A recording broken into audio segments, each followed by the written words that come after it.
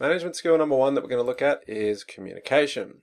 And so with each of these skills that we're doing, it's not so much know the definition, it's more about looking at a case study and applying it to it and saying, this is how this manager needs to communicate, or this is the type of communication that a manager needs to use, and so on.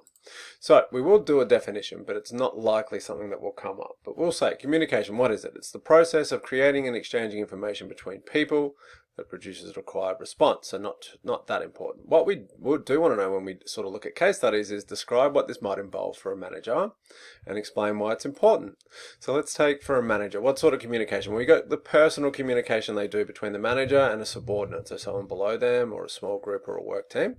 But there's also internal communication. So that could be, communications within the business, like even emails, for example, but an organizational chart or policy procedure manual. So like written communication skills.